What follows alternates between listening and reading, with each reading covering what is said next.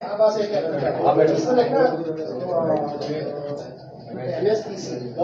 Sir role visual बनाइए थोड़ा। हाँ चलो ले लो। जी सर कल जो हाई वोल्टेज बैठक हुई उसमें 50% जो लास्ट ईयर था कट ऑफ उसमें एडमिशन की बात थी, अभी क्या है पूरा बताइए। सबसे पहले तो आप સૌથી પહેલા તો આપ સૌ મીડિયાના મિત્રોનો હું આભાર વ્યક્ત કરું છું કે બહુ ટૂંકા ગાળામાં આપને જે આમંત્રણ આપ્યું એ આમંત્રણને સ્વીકારીને આપ એમએસ યુનિવર્સિટીમાં પધાર્યા. જે ભાઈએ ક્વેશ્ચન કર્યું કે હાઈ વોલ્ટેજ એને હું કરેક્ટ કરવા માંગુ છું. એ હાઈ વોલ્ટેજ બેઠક ન કહેવાય, એને સૌહાર્દ બેઠક કહેવાય. એટલે કે બધા ભેગા થઈને કન્સેન્સસલી જે ડિસિઝન લેતા હોય એ સૌહાર્દપૂર્ણ વાતાવરણમાં જે બેઠક થતી હોય એને આપણે સૌહાર્દ બેઠક કહીએ. એમાં કાલની બેઠકમાં સૌને ખ્યાલ જ હશે કે આપણા વડોદરા જિલ્લાના સાંસદ સભ્યશ્રી, બધા ધારાસભ્યો, આપણા શહેરના પ્રમુખ, જિલ્લાના પ્રમુખ, બધા અગ્રણીઓ ઉપસ્થિત હતા. અને અમારા તરફથી યુનિવર્સિટીના રજિસ્ટ્રારશ્રી, અમારા ડીનશ્રી એ પણ અમારા સાથે ઉપસ્થિત હતા. અમે લોકોએ આખું કન્ડ્યુસિવ એન્વાયરમેન્ટમાં વડોદરાના વિદ્યાર્થીઓ માટે અમે લોકો શું કરી શકીએ એ બાબતમાં બધાએ ડિટેલમાં ડિસ્કશન કર્યું. લગભગ 3-1 કલાક એ ડિસ્કશન ચાલ્યું. અને ડિસ્કશનમાં ફિઝિબિલિટી શું છે અને આપણે વડોદરાના વિદ્યાર્થીઓ માટે કેવી રીતે સારામાં સારા નિર્ણય લઈ શકીએ એ બાબતમાં ચર્ચા થઈ. અને ચર્ચાના અંતે ખૂબ જ સારું પરિણામ આવ્યું, જેને યુનિવર્સિટીએ પણ સ્વીકાર્યું અને જે સદસ્યો હતા એ બધા સદસ્યોએ પણ સ્વીકાર્યું. એ સ્વીકારીને પછી જે અમે લોકોએ ચર્ચા કરી એમાં અમારા લોકો માટે જે સ્ટેક હોલ્ડર્સ છે એમએસ યુનિવર્સિટી કોઈ એકની નથી, બધાની છે. એમાં પ્રમુખ સ્ટેક હોલ્ડર્સ આપણે જોઈએ તો અમારા માટે અમારા વિદ્યાર્થીઓ પ્રમુખ એટલે કેન્દ્ર બિંદુ ઉપર હોય છે. સાથે સાથે એના વાલીઓ અમારે માટે ખૂબ જ અગત્યનો હોય, કારણ કે મારું પણ બાબો છે. હું એવી રીતે જ કાયમ જોઉં કે કદાચ મારું બાબો કોઈ બીજી જગ્યાએ ભણવા જશે તો એમના કેવી રીતે અનુકૂળ વાતાવરણ મળે. એ દૃષ્ટિએ અમે લોકોએ એવું વિચાર્યું કે કેવી રીતે વડોદરાના વિદ્યાર્થીઓને વધારેમાં વધારે સંખ્યામાં અમે લોકો એડ કરીને એ જે સમસ્યા સર્જાયેલી છે એના કેવી રીતે આપણે સુવિધા સાથે આપણે સમાધાન આપી શકીએ. તો એમાં નક્કી એ થયો કે ગઈ વખતે કદાચ આપણા જે રેકોર્ડ છે એ પ્રમાણે 95% વિદ્યાર્થીઓ આપણા વડોદરાના હતા. અને આ વખતે જીકાસ આવ્યા પછી આપણે ખ્યાલ જ હશે, જીકાસ નોર્મલી એક સિંગલ લાઇન ઉપર કામ કરે છે, એટલે સિંગલ મેરિટ લિસ્ટ ઉપર કામ કરે છે. એ પ્રમાણે તો ખરેખર કોઈ પણ આરક્ષણની વ્યવસ્થા જ નહોતી. પછી ધીરે ધીરે જ્યારે લોકોનું રિક્વેસ્ટ આવવાની શરૂ થઈ વિભિન્ન સંગઠનો તરફથી, પેરેન્ટ્સ તરફથી, વાલીઓ તરફથી, પછી અમે લોકોને વિચારીને થોડું એવું નક્કી કર્યું કે કેવી રીતે વડોદરાને પ્રાધાન્ય આપી શકાય. તો એ બાબતમાં શરૂઆતમાં જે નિર્ણય લીધો એ નિર્ણય પ્રમાણે 70% વડોદરાના વિદ્યાર્થીઓ અને 30%માં બાકીના વડોદરા સિવાયના, એટલે ગમે ત્યાંના હોય, ગુજરાતના બહારના કે બીજા જિલ્લાઓના, એવા બધા વિદ્યાર્થીઓના સમાવેશ કરીએ. તો એવી રીતે અમે લોકોએ જીકાસ પ્રમાણે મેરિટ લિસ્ટ કાઢી. હવે કાલે જે ચર્ચા થઈ, મેરિટ લિસ્ટ ઓલરેડી મુકાઈ ગઈ છે. મુકાયા પછી એટલે એમાં કંઈ એ ના થાય, પણ જે ચર્ચા થઈ કે જે બેલેન્સ છે આ વખતના 70% વિદ્યાર્થીઓ તો સમાવેશ જ થઈ ગયા. એ સિવાય જે 25% વિદ્યાર્થીઓ છે એને આપણે કેવી રીતે સમાવેશ એમનું કરીએ. તો એ બાબતમાં અમે લોકોએ ડિફરન્સ કાઢ્યો કે હમણાં જે છે 4100 જેવા વિદ્યાર્થીઓની સૂચિ છે જે આપણા વડોદરા અને વડોદરા જિલ્લાના છે. અને એ સિવાયના બાકીના જે ડિફરન્સ થતું હતું 25%, લગભગ 1400 જેવા છોકરાઓ. તો એના માટે અમે લોકોએ સંમતિ યુનિવર્સિટીના અમારા રજિસ્ટ્રાર અને ડીનશ્રીના સાથે મંત્રણા કરીને અમે લોકોએ વિચાર્યું કે કેવી રીતે કરીએ.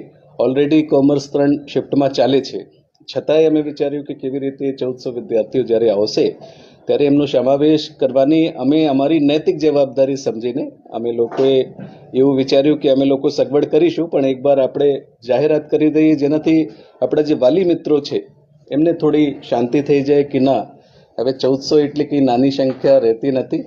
અને જે બીજી કેટેગરીવાળા છે એ બધાનો સમાવેશ ઓલરેડી થઈ જ ગયા છે. જે આપણી કેટેગરી પ્રમાણે હોય છે એ લોકોનું જો નંબર હતું અને જે પ્રમાણે એમનું કોટા હોય છે એમાં લગભગ એમનું સમાવેશ થઈ ગયું છે. તો હવે જે ચાલશે, જે 1400 નંબર છે એ મોટા ભાગે આપણા સામાન્ય એટલે જનરલ કેટેગરીના જે વિદ્યાર્થીઓ છે એને એના ખૂબ જ લાભ મળશે અને ખૂબ જ સરસ રીતે લાભ મળશે. કારણ કે જે કેટેગરી પ્રમાણે છે એમનું સમાવેશ અમે લોકોએ ઓલરેડી કરી લીધું છે. તો એ પ્રશ્ન રહેતો નથી કે એની બાકીની એપ્લિકેશન્સ છે તેમને કેવી રીતે સમાવેશ કરીશું. હવે એ 1400 છોકરાઓને અમે સમાવેશ કરીને જીકાસ પોર્ટલ ઉપર જ, કારણ કે જે પ્રક્રિયા છે એના થ્રુ જ ચાલે છે, તો અમે લોકો જીકાસ પોર્ટલ ઉપર એમનું મેરિટ લિસ્ટ હવે આગળ વધારીને ત્યાં પોર્ટલ ઉપર મૂકીશું, જેનાથી કયા 1400 વિદ્યાર્થીઓ છે એમની આખી વિગત આપણે મળી શકે. એ તો એક વસ્તુ થઈ. એ સિવાય પણ સમજવાની વસ્તુ ખાસ કરીને હું વાલીઓને એડ્રેસ કરવા માંગુ છું અને વિદ્યાર્થી મિત્રોને પણ સાથે સાથે, કે એ તો એક માધ્યમ છે જેનાથી વિદ્યાર્થીઓની સંખ્યા વધશે. બીજું કયું માધ્યમ છે કે એ રાઉન્ડ 1 છે. આજથી જે પ્રવેશ પ્રક્રિયા શરૂ થઈ એ રાઉન્ડ 1ની પ્રક્રિયા છે. એમાં જે 4100 વિદ્યાર્થીઓ બડોદા અને બડોદા જિલ્લાના છે એમાંથી ઘણા બધા એવા વિદ્યાર્થીઓ હશે જેમને અહીંયા પણ એમએસમાં પણ ભર્યું, એસપી યુનિવર્સિટીમાં પણ ભર્યું, વીએનએસજીયુમાં પણ ભર્યું. તો એ 4 જગ્યા તો એડમિશન લેશે નહીં, છેલ્લે લેશે તો કોઈ એક જગ્યા જ. તો એ સીટો પણ જે 4100માં છે, દાખલા તરીકે કોઈ સુરતના છોકરા અહીંયા મેરિટમાં દેખાય છે પણ એને સુરતમાં મળી ગયો તો એ બડોદા તો આવશે નહીં. બહુ વ્યવહારિક વસ્તુ છે, એટલે જે જ્યાંના છોકરાઓ હોય ત્યાં જ ભણે. પણ ઓપ્શન તરીકે લોકો 4 જગ્યા, કારણ કે પોર્ટલ કોમન છે. આપણા ગુજરાત રાજ્ય સરકારની એ સિદ્ધિ છે કે એ પ્રમાણે એક કોમન પ્લેટફોર્મ ઉપર બધા છોકરાઓ આવીને એક જ જગ્યા ફીસ ભરીને બધી જગ્યા માટે ડ્રોપડાઉન મેનુમાંથી સિલેક્ટ કરી શકે. એના કોઈ નંબર મિનિમમ ના હતું કે તમે 2 જ ઓપ્શન ચૂઝ કરી શકો. તમે 10 કરવું હોય, 20 કરવું હોય, જેટલા પણ ઓપ્શન તમારે એમાંથી ચૂઝ કરવું હોય તમે કરી શકતા હતા. તો એ જે નંબર છે 4100 આપણા જે બડોદા અને બડોદા જિલ્લાના છે, એમાંથી પણ જ્યારે એ એડમિશન પ્રોસેસ શરૂ થશે ત્યારે મેરિટ લિસ્ટ જાતે જ આગળ વધશે. તો છેલ્લે જ્યારે રાઉન્ડ 1 પૂરા થશે ત્યારે અમને ખબર પડશે કે 4100માંથી કેટલા વિદ્યાર્થીઓએ ખરેખર એમએસ યુનિવર્સિટીમાં એડમિશન લીધું. એ ગેપ પણ આપ લોકોના ધ્યાનમાં નાનું હશે, પણ મને લાગે છે એ ગેપ પણ કદાચ મોટું જ હશે, કારણ કે એ તો કમ્બાઇન્ડ લિસ્ટ દેખાય છે બધાને જે ઓપ્શન ચૂઝ કર્યા એ પ્રમાણે. પણ આપણે સરસ રીતે જોઈએ તો એ ગેપમાં પણ આપણે જો બડોદાના વિદ્યાર્થીઓ છે એ 1400 સિવાય થશે. 1400 તો અમે એક્સ્ટ્રા એટલે નંબર ડિસાઇડ કર્યા, પણ એમાંથી પણ જે 4100માંથી પણ જેટલા વિદ્યાર્થીઓ એડમિશન નહીં લેશે એ લોકો પણ એમાં સમાવેશિત થશે. તો એક ખૂબ જ મોટી સંખ્યાનું સમાવેશ એવી રીતે ફરીથી રાઉન્ડ 2 પછી રાઉન્ડ 1 પૂરું થશે, પછી રાઉન્ડ 2 જ ચાલશે. રાઉન્ડ 2 પછી રાઉન્ડ 3 પણ થવાનું છે. તો એટલે એ કંઈ આજની તારીખમાં કે આજની મેરિટ લિસ્ટમાં આવી જાય એમાં કંઈ આપણે નિરાશ થવાની આવશ્યકતા નથી. આપણે જોવાની આવશ્યકતા, રાહ જોવાની આવશ્યકતા છે કે જેવી રીતે મેરિટ લિસ્ટ આગળ વધશે, આપણા એડમિશન્સના જીકાસના રાઉન્ડ્સ આગળ વધશે, એવી રીતે વિદ્યાર્થીઓ મિત્રોને એડમિશન માટે જે પ્રોબેબિલિટી છે, જે શક્યતા છે, એ શક્યતા ખૂબ જ સારી છે. મને તો એટલે દેખાઈ રહ્યું છે, કારણ કે મને નથી લાગતું કે બીકોમમાં કે કોઈ બહુ દૂરથી વિદ્યાર્થીઓ અભ્યાસ કરવા માટે એવું આવે. ટેકનિકલ કોર્સ હોય તો એમાં આવે પણ ખરા, આપણા એન્જિનિયરિંગનું એસીપીસી હોય તો એમાં સમગ્ર ગુજરાતમાંથી આવે, પણ બીકોમ તો દરેક જગ્યા હોય અને દરેક કોલેજમાં એ હોય. તો એવી રીતે એ શક્યતાને ધ્યાનમાં રાખીને અમને લાગે છે કે જે બડોદા શહેર અને બડોદા જિલ્લાના જે વાલીઓ છે એની જે લાગણીઓ છે એનું અમે લોકોએ ખૂબ જ સરસ રીતે પૂરું કરી દેવા દો. ખૂબ જ સરસ રીતે અમે લોકોએ એનું સમાવેશ કરી રહ્યા છે અને મને એવું લાગે છે કે જે પણ ઉમ્મીદ છે, જે પણ આશાઓ છે, એ બધાની આશાઓ અને ઉમ્મીદો ભગવાન પણ પૂર્ણ કરશે અને અમે લોકો નિમિત્ત તરીકે એમાં જોડાઈને જે પણ કરી શકીએ છીએ તો યુનિવર્સિટી તરફથી અમે લોકો પૂરું પાડીશું. સર, હાલ આપ જે પ્રકારે આટલી આસાનીથી સમજાવી રહ્યા છો, શું આપને નથી લાગતું કે જ્યારે આ વિરોધની શરૂઆત થઈ ત્યારે જ આપને આ મીડિયા સમક્ષ આવીને આ બાબતે સારી રીતે સમજાવવાની જરૂર હતી, તો આજે આટલો ઉગ્ર વિરોધ પણ ના થતો? જે સમયે મીડિયા એક મિનિટ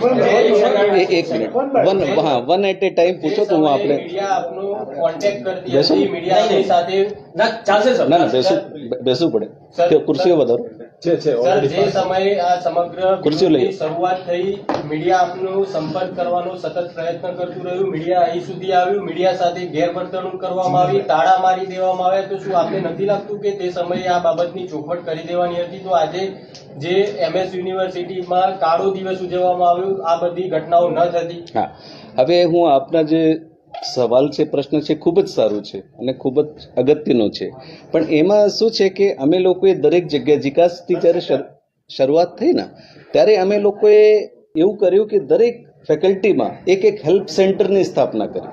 એ હેલ્પ સેન્ટરનું કામ જ એવું હતું કે એ ડિસેન્ટ્રલાઇઝ વેમાં વિકાસની આખી માહિતી લોકો સુધી પહોંચાડે. કારણ કે અમારા સ્ટેક હોલ્ડર ખાસ કરીને વિદ્યાર્થી મિત્રો અને વાલીઓ છે, તો એ વાલીઓ માટે અમે લોકોએ ફેકલ્ટી સેટરડે સન્ડે આખો દિવસ ખુલ્લું રાખતા હતા, ઓપન હાઉસ રાખતા હતા કે એમાં આવીને લોકો પ્રશ્નો કરે.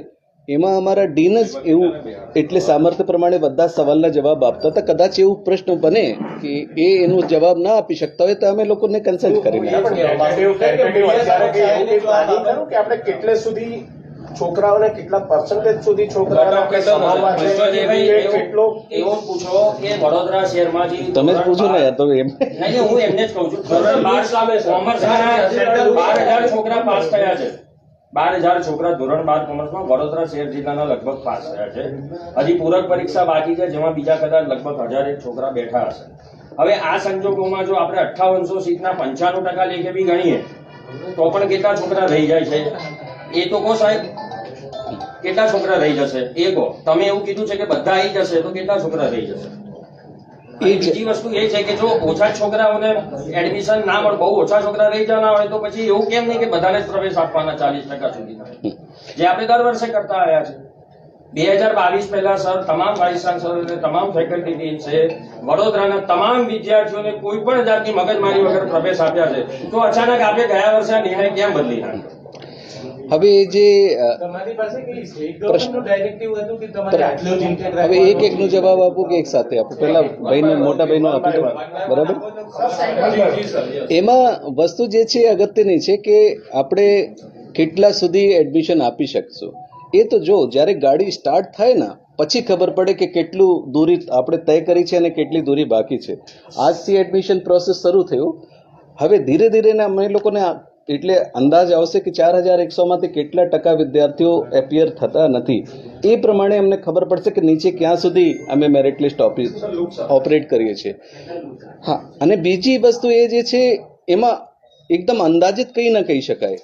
એમાં એવું પણ શક્ય બને કે ગમે તે એટલે નીચે સુધી જાય અને બધા લઈ લે તો ઉપર પણ રહે. એ મેરિટની પ્રક્રિયા જે છે એ બધી યુનિવર્સિટીઝમાં એક સરખી જ હોય છે. મેરિટની પ્રક્રિયાનો પ્રશ્ન નથી, પણ આપણે એવું કંઈક તો નક્કી હશે ને કે આપણે આટલા જ વિદ્યાર્થીઓને એડમિશન આપવું છે. 6,000 તમારે કોઈક લેવલે કોઈ હા exercise કરેલી હશે. એ હું કહી દઉં તમને. એટલે કાલ સુધી જે ચર્ચા હતી એમાં 5,800 વિદ્યાર્થીઓની સંખ્યા હતી. પછી અમે લોકો 1,400 સંખ્યા વધારી કાલની ગણના પ્રમાણે. તો હવે તમે ગણી શકો છો કે 7,200 વિદ્યાર્થીઓ લગભગ એમનો સમાવેશ થશે. એમનું એ મિનિંગ નથી કે જેનું મેરિટ નંબર 7,200 છે ત્યાં સુધીને જ દાખલો મળશે, એના નીચે જશે જ, 100% જશે.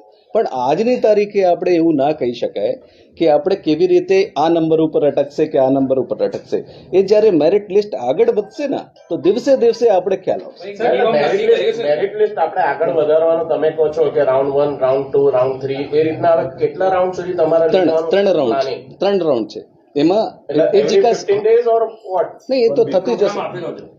આપ બધે મિનિમમ જે કટ ઓફ છે હવે જીતે, દાખલા તરીકે 75% અટક્યું, તો હવે આપ ક્યાં સુધી લઈ જશો? રાઉન્ડ તો હું નહીં લઈ જાઉં.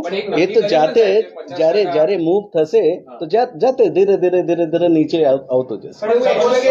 ત્રીજા રાઉન્ડની અંદર કટ ઓફ માર્ક્સ 60 પર આવી ગયું, તો પછી શું? તો જ્યાં અટકાશે ત્યાં એ પછીના વિદ્યાર્થીઓના એડમિશન નહીં મળે. તો આપણે હમણાંથી કેવી રીતે કહી શકાય કે 60 ઉપર અટકશે? ખ્યાલ આવ્યો? પણ સર, તમે એવું કેમ ના કહી શકો કે 50% સુધીના અને 45% સુધીના? એમાં એ પદ્ધતિ પ્રમાણે ના કહી શકાય ને હમણાં હાલમાં. ગયા વખતે જયારે જાહેરાત કરવામાં આવી હતી ત્યારે એવું કહેવામાં આવ્યું હતું કે 50% સુધી વડોદરાના તમામ વિદ્યાર્થીઓને સમાવેશ કરાશે. આ વખતે એ ટકાવારી કેમ જાહેર નથી કરી શકાતી? એ જે વસ્તુ કાલની સૌહાર્દ બેઠકમાંથી બહાર આવ્યું એ હું આપણે બધી માહિતી આપું છું. બરાબર, ગયા વખતે શું હતું, સિચ્યુએશન જુદી હતી, આપ સૌને પણ ખબર છે. આ વખતની સિચ્યુએશન જુદી છે. ના એટલે આના કરતા કદાચ વર્સ સિચ્યુએશન ભૂતકાળમાં પણ છે, પણ આવી રીતે બાન મુકાઈ ગયો હોય એવું કોઈ દિવસ ડિસિઝન લેવાય નથી. This is first time in university and first time in state government. એટલે આ સ્ટેટ ગવર્મેન્ટનું ડાયરેક્શન છે કે આપણે આટલા જ આપવા છે અને આનાથી વધારે નથી આપવા. ના ના રાજ્ય સરકારે તમને ના પાડી દીધી છે કે તમે તમારી ડિસિઝન લીધું. વાત સાંભળો, આપ સૌના જે એટલે વાર્ડ સન કે ડોટર હશે, ગમે ત્યાં ભણતા જ હશે, રાઈટ, સ્કૂલમાં ભણતા હશે કે કોલેજમાં ભણતા હશે, એમાં એક ક્લાસમાં દાખલા તરીકે 60ની બેસવાની કેપેસિટી હોય તો તમે એવું કહો કે એટલે ના સાહેબ 120 બેસાડો કે 200 બેસાડો કે 400 બેસાડો. તમે આખી વાત તો સાંભળો. આ પ્રશ્ન ખોટો છે, આપણે ખોટા એંગલ પર જઈ રહ્યા છે. તમે એટલા માટે હું રોકી રહ્યો છું કે એંગલ પર જવાની વસ્તુ નથી. વડોદરામાં એક યુનિવર્સિટી સામે 450 સ્કૂલો છે, એટલે તમે 450 MS યુનિવર્સિટી ઉભી કરો પછી આગળ વાત કરો, નહીં તો એંગલ પર નહીં જવા. અમે તો જે MS ની કેપેસિટી છે એની વાત કરીએ ને. બેઠક વ્યવસ્થા પ્રમાણે કેવી રીતે જે ડીન્સ પ્રમાણે ડીને ગણના કરી કે એક ક્લાસરૂમમાં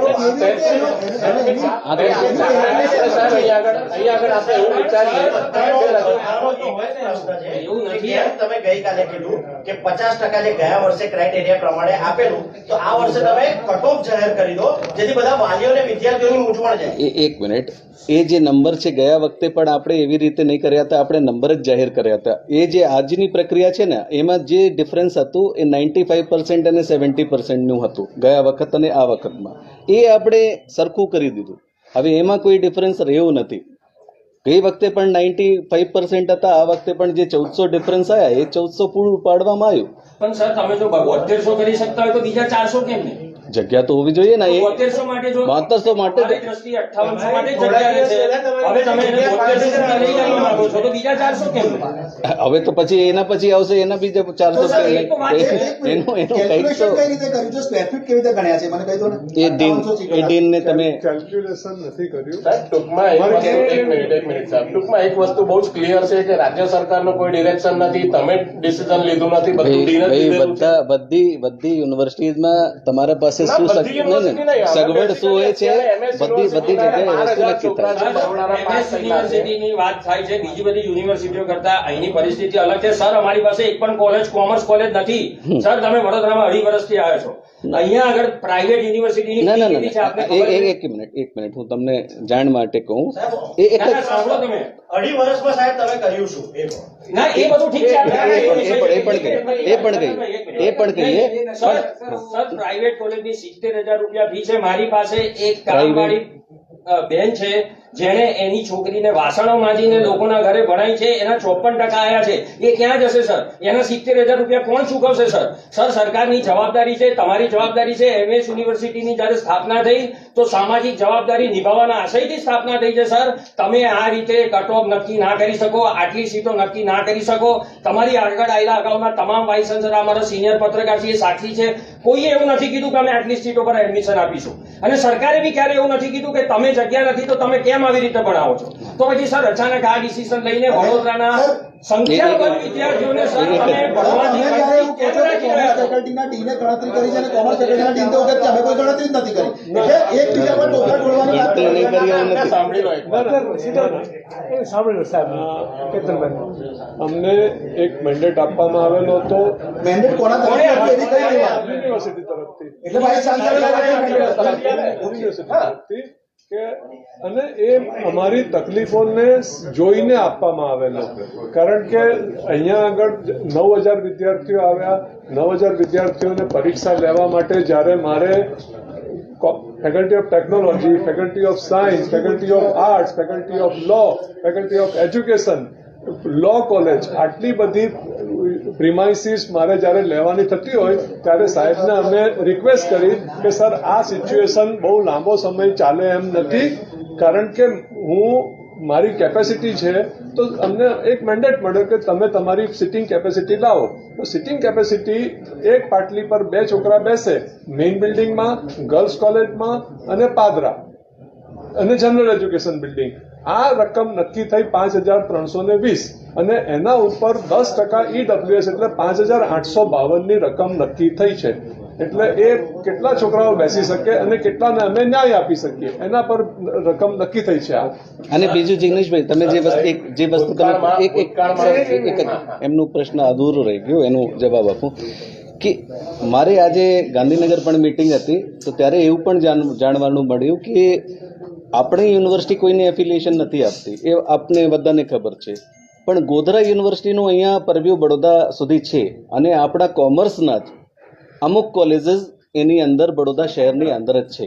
તો આપણે વડોદરા શહેરમાં છે, આપ જાણ કરજો, એટલે તમારા જાણ માટે શહેરમાં છે શહેર એટલે વડોદરાની નથી આપતા પણ એનઓસી તો આપણે આપીએ જ છે ને. NOC આપીએ છીએ. એનઓસી આપણે આપીએ છીએ એટલે એનઓસી પ્રમાણે જ તમે આ ડિસિઝન લીધું છે કે એનઓસી પ્રમાણે એ સીટ ભરાય, આપણી સીટ ખાલી રહેશે તો ચાલશે. આપણે એવું તો નહીં, એટલે છોકરાઓને આપણે નથી આપણા આપવા. પાસે તો સરપ્લસ છે, આપણા પાસે તો નહીં ભરાવાનું કઈ શક્યતા છે જ નહીં. પણ એ આપણા સરપ્લસ આજે છે એવું તો છે નહીં. ભૂતકાળમાં પણ કેતનભાઈને પણ ખબર છે, એ પણ સાક્ષી છે કે આના કરતા વધારે છોકરાઓને પણ આપણે પ્રવેશ આપેલો છે. એવા રિઝલ્ટ આવ્યા છે ત્યારે આપ્યો જ છે, પણ આ વખતે અચાનક આ ડિસિઝન લેવાનું રીઝન શું? પ્રશ્ન આ વખતનું ડિસિઝન, આ ડિસિઝન ગયા વખતનું છે. આપણે એ પણ સમજવામાં ભૂલ કરી રહ્યા છે. આ વખતનું એ નંબરનું ડિસિઝન છે જ નહીં. આપણે વખતે તો સિન્ડિકેટના કહેવાથી સર 50% કટ ઓફ જાહેર કર્યો હતો. અરે ત્યારે મેરિટ ભાઈ, તમે કેમ વસ્તુ સમજતા નથી. મેરિટ ગઈ વખતે નીચી હતી તો ત્યાં સુધી જાય, આ વખતે મેરિટ 75% માં અટવાઈ, એટલે એમાં એનું મિનિંગ શું થયું?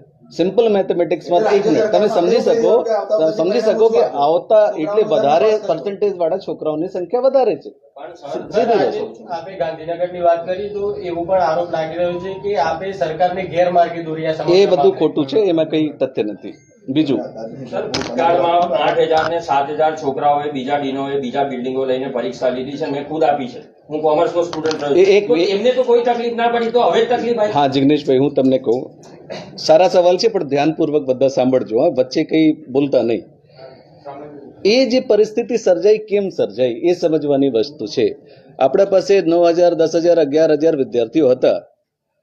હું તો ત્યારે ના હતા, પણ ત્યારે આ બધા સાક્ષી હતા કે જ્યારે 11,000 કે 12,000 વિદ્યાર્થીઓને પરીક્ષા લેવાની હોય ત્યારે કેવી પરિસ્થિતિ સર્જાતી હતી. કારણ કે તમે ક્લાસમાં તો એક બેન્ચ ઉપર 3 બેસાડી શકો, પણ જ્યારે એક્ઝામિનેશન હોય ત્યારે તમારે એક બેન્ચ ઉપર એક જ બેસાડવું પડે.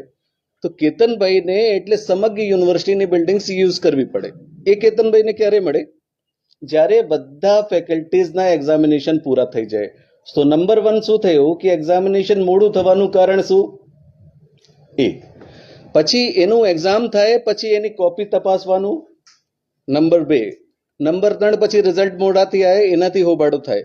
તમે કોઈ ભાઈ પૂછતા હતા કે 2 વર્ષનું ડેવલપમેન્ટ, તમે હમણાં રિઝલ્ટની બાબતમાં જુઓ. અમારા રિઝલ્ટ હમણાં 10 દિવસમાં પણ જાહેર થઈ રહ્યા છે, 30 દિવસમાં. કોઈ રિઝલ્ટ અમારા હમણાં લગભગ 800-900 રિઝલ્ટમાં અમારા લગભગ 90% રિઝલ્ટ ડિક્લેર થઈ ગયા, ફર્સ્ટ યર સિવાય. ફર્સ્ટ યર તમારે છોડવું પડશે કારણ કે એ લોકો મોડાથી આવે છે, પણ જે બાકી second year, third year, fourth યરના છે. સાહેબ, આપણે સિદ્ધિઓ પણ ધ્યાનમાં રાખવી પડશે. એ કોઈ સહેલી વસ્તુ નથી. સેશન ટાઈમ પર લાવવાનું એક વસ્તુ, બીજું ક્લાસમાં ટીચિંગ, ક્લાસરૂમ ટીચિંગની વાત આપણે સમજવાની અગત્યની છે કે બીકોમ પણ કોઈ પ્રાઇવેટ કોર્સ નથી કે તમે દાખલા લો અને ના આવો અને ડાયરેક્ટ એક્ઝામમાં આવો. એ પદ્ધતિ તો સારી નથી ને. બધા વાલીઓની શું ઈચ્છા છે, મારા છોકરા જે છે એ આઈએસ બને, આઈપીએસ બને, યુપીએસસી ક્વોલિફાઈ કરે, કોમ્પિટિટિવ એક્ઝામ ક્વોલિફાઈ કરે. એનાથી યુનિવર્સિટીનું પણ નામ થશે, વાલીઓનું પણ નામ થશે. આપણે બધા પેરામીટર્સ ધ્યાનમાં રાખવાનું સાહેબ. એવું નહીં કે એક જ વસ્તુની જીદ કરવાની. જ્યારે ક્વોલિટી, હવે હું આવું છું ક્વોલિટી ટીચિંગના કન્સેપ્ટ ઉપર.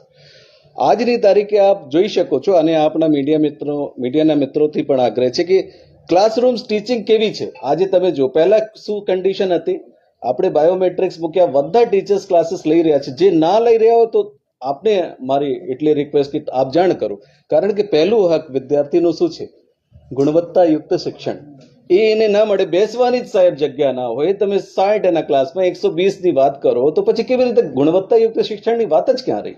આપણું ક્વોલિટી એજ્યુકેશન જે છે, એમએસ કેવી રીતે ઓળખાય છે? તમે ભાઈ એમએસ ની જે નામ છે વિશ્વવિખ્યાત આપણે કહીએ, શાના માટે કહીએ? કારણ કે એના જે પ્રોડક્ટ નીકળ્યા એ એટલા સરસ ક્વોલિટીના નીકળ્યા કે એટલું આખું વિશ્વમાં નામ થયું. આપણે તો એ ગુણવત્તા જણાવવા માટે આપણે ક્લાસમાં ભણવું પડશે કે નહીં? એ વસ્તુ હા કે નામાં જવાબ આપો. ભણાવવું પડે તો સાહેબ ભણાવવા માટે તો જેટલું ક્લાસરૂમમાં જગ્યા હોય. ગુણવત્તાનો બેઝ લો છો, ગુણવત્તા માટે આપણે સ્ટુડન્ટ્સ ઓછા કરવાના એવું કદાચ કોઈ સાહેબ ઓછા theory માં કરવાના નથી, જેટલી જગ્યા ઓછા કરવાનું શબ્દ જ ખોટો. એ તો જેટલી જગ્યા છે એ પ્રમાણે ચાલે છે. હા એ વસ્તુ બરાબર એકદમ. મહારાજા સયાજીરાવે જ્યારે યુનિવર્સિટીની સ્થાપના કરી. જિગ્નેશભાઈ એકદમ સારું પ્રશ્ન પૂછ્યું. એનું સારું જિગ્નેશ, હા હું જોતા જ હતા. અને એનું જવાબ શું છે કે યુજીસી ના નિયમ મુજબ 75% અટેન્ડન્સ કમ્પલસરી છે. અને આ વખતે એક મિનિટ ભાઈ, યુજીસી ના નિયમ પ્રમાણે તો 1:15 નો રેશિયો હોવો જોઈએ. એમએસ યુનિવર્સિટીની કોમર્સ ફેકલ્ટીમાં 1:150 નો રેશિયો છે. પહેલા એક વસ્તુ, જયારે ટીચિંગ ની વાત ચાલે ટીચિંગ નો જવાબ સાંભળો. આ વખતથી આપ સૌની સહયોગથી અમે એવું ઈચ્છીએ છીએ કે વિદ્યાર્થીઓની અટેન્ડન્સ પણ લઈએ, પણ આ બધાનો સહયોગ હોવું જોઈએ. એમાં પણ એ નહીં થાય કે ગયા વખત સુધી અટેન્ડન્સ નહીં લેતા હતા, આ વખતે attendance કેમ ના?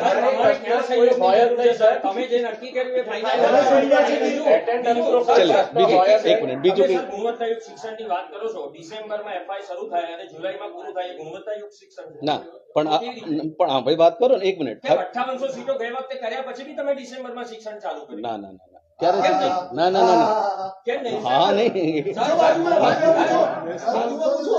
પણ આખું વેકેશન એક ભણાવ્યું પણ ખરું ને. અને મારે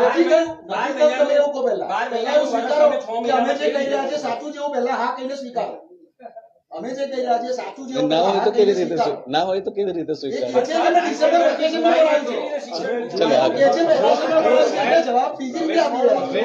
બીકોમ નું એક્ઝામ ક્યારે? સાંભળો એક મિનિટ ભાઈ, સાંભળો એક મિનિટ ભાઈ, પેલા એક વસ્તુની ચોખવટ કરતા જાઓ.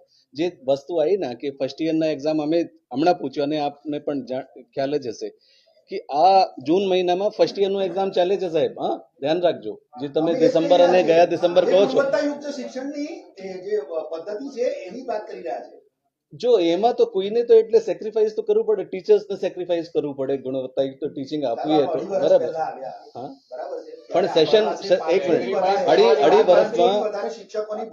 અઢી વર્ષમાં સેશન આખું સમયસર આવ્યું કે નહીં એ વસ્તુ તમે સ્વીકારો છો? કેમ ના થઈ? જો ગુણવત્તાયુક્ત શિક્ષણની વાત કરો છો તો શું 550 થી વધારે 550 મોર દેન 550 શિક્ષકોની ભરતીની એમએસ યુનિવર્સિટીની વાત હતી. રાજ્ય સરકારે મંજૂરી આપી હતી, ભરતી શરૂ થઈ, કૌભાંડના કારણે અટકી, ત્યારબાદ ક્લીન ચીટ મળી. આપના આવ્યા પહેલાની વાત છે.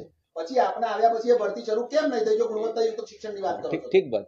પણ ક્લાસીસ એટલે અમે લોકો એની જગ્યાએ ટેમ્પરરી આસિસ્ટન્ટ પ્રોફેસર ભર્યા, ક્લાસીસ ખાલી નથી ગયા. વસ્તુ એ છે કે ક્લાસીસ ખાલી જાય તો તમે એવું કહી શકો કે તમે ભણાવતા નથી એટલે શિક્ષકો નથી. શિક્ષકો નથી, ગમે તે ટેકનિકલ રીઝન થઈ શકે, પણ એની જગ્યા હમણાં પણ ટેપની ભરતી ચાલી રહી છે અને અમારા બધા સેશન્સ 1 જુલાઈથી શરૂ થઈ જશે, બધા ક્લાસીસ.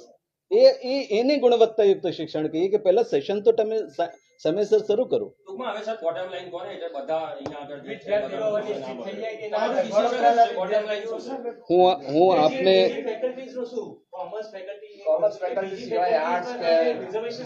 બીજી ફેકલ્ટીનો પ્રોબ્લેમ છે જ નહીં. બીજી ફેકલ્ટીમાં એડમિશન એકદમ બીજી ફેકલ્ટીમાં સ્મૂથલી, એ ફક્ત જે પ્રોબ્લેમ છે એ ફક્ત કોમર્સ ફેકલ્ટીનો છે, બીજી ફેકલ્ટીનો છે. એ સિવાય હું આપણે બીજી વસ્તુ કહું જે આપણે કદાચ ખ્યાલ નહીં હશે. આ વખતથી આપણે મારા ટેકનોલોજીના ડીન નથી, એમાં અમે લોકોએ કમ્પ્યુટર એન્જિનિયરિંગમાં HPP શરૂ કર્યું. એની માન્યતા AICTE થી લીધી અને સાથે સાથે આપણે ગવર્મેન્ટ ઓફ ગુજરાતથી DTE થી પણ એની માન્યતા લેવી પડે તો ACPC ના પોર્ટલમાં દેખાય. એ આપણા માધ્યમથી હું કહેવા માંગુ છું કે ફક્ત કોમર્સ નહીં, બીજી સાઈડ પણ જોવાની આવશ્યકતા છે. કમ્પ્યુટર એન્જિનિયરિંગ જેની ખૂબ જ ડિમાન્ડ છે, એ ડિમાન્ડ સમજીને અમે લોકોએ આ વર્ષથી શરૂ કરી દીધું. ગયા વખતે નિર્ણય લીધું હતું અને આ વખતથી ઇન પ્લેસ છે. 60 છોકરાઓ બીજા કમ્પ્યુટર એન્જિનિયરિંગના આ વખતે સમાવેશ થશે. એક વસ્તુ. બીજું એ સિવાય અમે લોકો સેન્ટર ઓફ ક્વોલિટી ગુણવત્તાયુક્ત શિક્ષણની જે વાત કરી એમાં અમે લોકો સેન્ટર ઓફ એક્સિલન્સની સ્થાપના કરી રહ્યા છે. આપણા કેન્દ્ર સરકારના શિક્ષા મંત્રાલય પ્રમાણે એનઈપીની ઇમ્પ્લિમેન્ટેશનની જ્યારે અમે વાત કરીએ ત્યારે ઇન્ડિયન નોલેજ સિસ્ટમનું ખૂબ જ અગત્યની વસ્તુ છે. અમે લોકો ઇન્ડિયન નોલેજ સિસ્ટમના સેન્ટર ઓફ એક્સિલન્સની સ્થાપના કરી.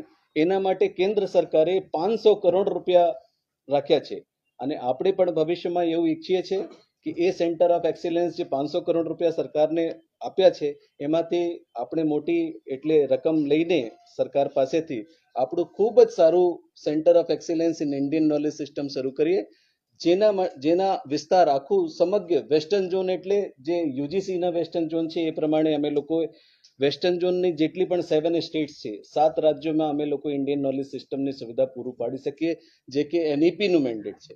તો આપણે એ બધી વસ્તુઓ આપણે સાથે સાથે એક પ્રપોઝલ બીજું પણ એપિયર કર્યું છે જે છે centre of excellence in Ayurveda, yoga, Unani, Siddha and homeopathy.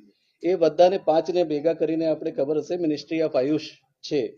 એ પ્રમાણે પણ અમે લોકોએ ગવર્મેન્ટ ઓફ ગુજરાતમાં ખૂબ જ એક સરસ પ્રપોઝલ મૂક્યા છે. એ પણ ટૂંક સમયમાં MS યુનિવર્સિટીને મળશે.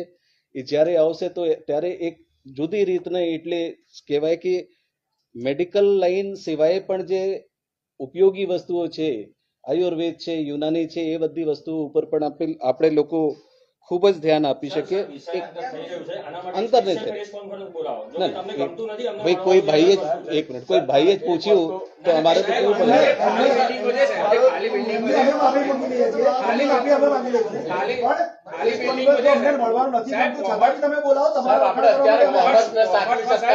કાલે ફરી આવો. આપણે બોટમ લાઈન સર કોમર્સમાં સાહેબ ખાલી બિલ્ડિંગો છે, આનો એક બોટમ લાઈન ક્વેશ્ચન પૂછી લઉં છું. આપણે કોમર્સ ફેકલ્ટી સાચવી નથી શક્યા તો આ બધી ફેકલ્ટી સાચવી શકીશું? એટલે નવી ફેકલ્ટીઓ આવવાની લાવવાની વાત કરીએ છીએ. અને એક ઓર વસ્તુ આપણે જણાવીએ એટલે જાણીને આપણે ખૂબ જ આનંદ થશે કે તમે જ પૂરું કરી દો તો એટલે હું પૂરું કરું. એક ખૂબ જ સારી વસ્તુ એ છે કે ભવિષ્યમાં MS યુનિવર્સિટી ઓનલાઈન કોર્સીસની બાબતમાં પણ વિચારી રહી છે. તો આપણે ઓનલાઈન કોર્સીસ જ્યારે શરૂ થશે ત્યારે આપણે મોટી સંખ્યામાં વિદ્યાર્થીઓ જેને કદાચ ગમે તે રીતે ના એડમિશન મળે એ એમાં એડમિશન લઈ શકે. કરવાનું વિચારો છો એટલા માટે જ અત્યારથી એક્શન શરૂ કર્યા છે. એ તો આપણે જેણે શરૂ કરી છે એની ક્રેડિબિલિટી ક્યાં છે, બરાબર, એકદમ બરાબર, એ તમે જાણો છો. એકદમ બરાબર. MS યુનિવર્સિટીને એક કેડર પર લાવવા માટેનો એક્સરસાઇઝ શરૂ કરી છે તમે? ના, આપણે એમાં આપણે બેઝિકલી મારો પ્રશ્ન હું પહેલી મિનિટથી પૂછું છું કે મહારાજા સયાજીરાવ ગાયકવાડે સ્થાપના કરી હતી, એમાં લખ્યું છે કે બરોડા સ્ટેટના વિદ્યાર્થીઓને અભ્યાસ માટે કનડગત ના થાય એટલા માટે આ MS યુનિવર્સિટીની સ્થાપના કરું છું. પણ જ્યારે વડોદરા સાહેબ સાંભળો તો વાત, જ્યારે વડોદરા રાજ્યની સ્થાપના થઈ ત્યારે વડોદરા શહેરની પોપ્યુલેશન કેટલી હતી અને આજની તારીખે કેટલી છે? જીગરભાઈ વાત સાંભળો. તમે મેથેમેટિક્સ અહીંના જ વિદ્યાર્થીઓ છો તમે, તમારે એ બે તો અમે તમને એ જ કહીએ છીએ કે 5800 પ્લસ 1400 આના ટોટલ કરતા પણ વધારે એડમિશન ફેકલ્ટી ઓફ કોમર્સમાં અપાયેલા છે. પરીક્ષા સારી રીતે થયેલી છે, મોડી થયેલી છે, બિલકુલ નથી થઈ. એના વિદ્યાર્થીઓ આજે દેશ વિદેશમાં આજે પણ ગૌરવ અપાવી રહ્યા છે આ યુનિવર્સિટીને. હવે કેમ નહીં? બરાબર, ઓનલાઈન જે બોલી ગયા છો એટલા માટે હું તમને પૂછી રહ્યો. ઓનલાઈન તો મામે ભવિષ્યની યોજના આપણે જણાવી, આપણે એ નથી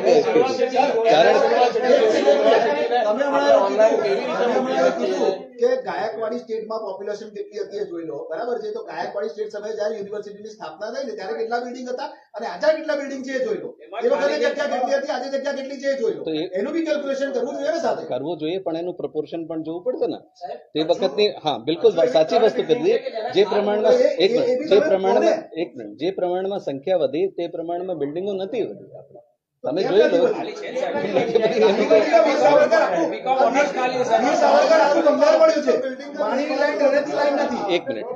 એક મિનિટ વીર સાવરકર ભવનને આપણે જાણ માટે કહું કે ગુજરાત રાજ્ય સરકારની એક બીજી બહુ સારી સ્કીમ છે જેને આપણે SSIP નામથી ઓળખીએ છીએ, student startup and innovation policy. એનું તમે જઈને જોજો, ફર્સ્ટ ફ્લોર જે છે એ આખું છોકરાઓને રિસર્ચ એન્ડ ઇનોવેશન માટે આખું ફ્લોર આપણે ડિસ્ટ્રીબ્યુટ કરી દીધું છે. જે પણ વિદ્યાર્થી રિસર્ચ એન્ડ ઇનોવેશનમાં સારું કામ કરવા માંગતા હોય એમાં ગુજરાત રાજ્ય સરકાર તરફથી 2.5 લાખ રૂપિયાની મદદ મળે. વર્કિંગ સ્પેસ અમે લોકો મફત આપીએ છીએ. એ બધી વસ્તુઓ આપણે જાણવા જેવી છે કે આપણે વીર સાવરકર ભવન કીધું અને નીચે વીર સાવરકર ભવનમાં શું છે? ઓડિટોરિયમમાં ક્લાસ ચાલી શકે ના. તો આપ જરા વસ્તુ જે કહો છો બિલ્ડિંગોનું નામ આપણે બરાબર છે પણ એ બિલ્ડિંગો હવે વપરાશમાં થઈ ગઈ. એક મિનિટ, ફાર્મસી ફેકલ્ટીની વાત કરો. ફાર્મસી ફેકલ્ટી એકદમ રેડી ટુ યુઝ કન્ડિશનમાં છે. હા, વડોદરાના વિદ્યાર્થીઓ હવે નિશ્ચિત થઈ જાય કે તેમને આંદોલન જ કરવાના. ને નિશ્ચિત થવાની જે ઓપ્શન છે તમારા પાસે એ બધા પ્લેટરમાં મૂક્યા બરાબર. હવે નિશ્ચિત તો થઈ જવાની જરૂર એટલે જ છે કે જે સંખ્યા વધી એ તો ટિકિટ ફોર ગ્રાન્ટેડ ના જ લેવાય ને. એમાં જેને એટલે નીચે સુધી જશે મેરિટમાં એમને લાભ મળવાના જ છે. જરૂર પડે આપણે ભાડે બિલ્ડિંગ લઈશું એવું આયોજન છે કે ચલો આપણી પાસે છે જ નહીં, કદું ભૂલી જઈએ બધું ભાડે. કોઈ અમારા એવા સરસ એલ્યુમનાઈ હોય જે અમને આપી શકતા હોય, અમારે ચલાવવામાં જણાય વાંધો નથી. જરાય અમારે વાંધો નથી. ટીચર્સની સગવડ અમે કરી દઈશું પણ એ કોઈ એવા દિલદાર એલ્યુમનાઈ અમને મળે પછી રાઉન્ડમાં પણ વધશે ને સાહેબ. કેમ સમજતા નથી તમે? તમારા મેરિટ લિસ્ટ તો નીચે સુધી જશે ને. મેરિટ લિસ્ટ તો નીચે સુધી જશે ને જ્યારે ફર્સ્ટ રાઉન્ડ પૂરું થશે.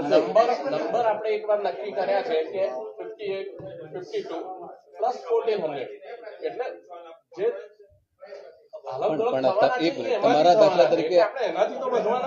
તમારા દાખલા તરીકે હવે એડમિશન જયારે શરૂ થશે ને, જો જીકાસ, એક વસ્તુ કહું, આ જીકાસ નું જન્મ થયું છે અને આપણે ખ્યાલ હશે કે કોઈ પણ પોર્ટલ હોય એને આગળ વધતા થોડું ઇસ્ટેબ્લિશ થતા વાર લાગે છે. એસીપીસી એટલે લગભગ 30-40 વર્ષ જૂના છે તો આજે એફિશિયન્ટલી કામ કરે છે. એ જ્યારે આગળ વધશે આપણે બધી શક્યતાઓ જે છે આપણે જાણવા માટે બનશે. રિપીટેડલી ફરી એક ક્વેશ્ચન પૂછી લઉં છું કે આમાં રાજ્ય સરકારનો કોઈ ઇન્ટરફિયરન્સ નથી ને શામાં?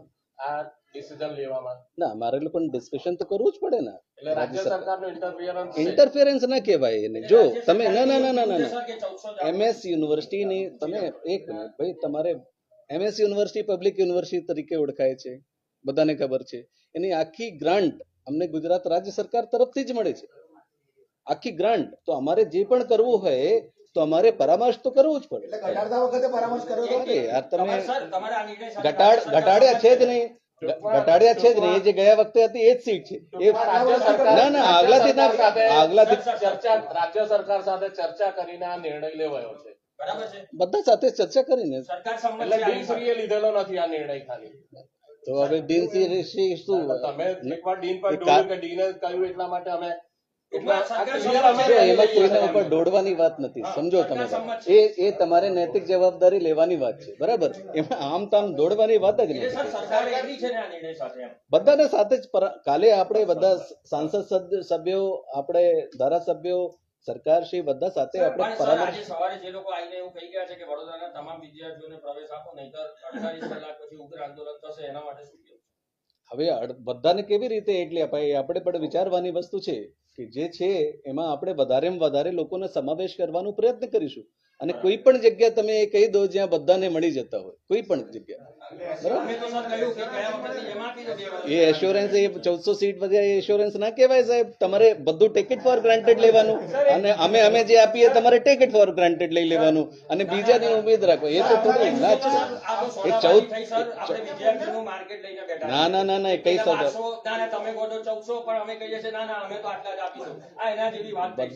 બધાને પ્રોસેસ સમજવાની આવશ્યકતા છે.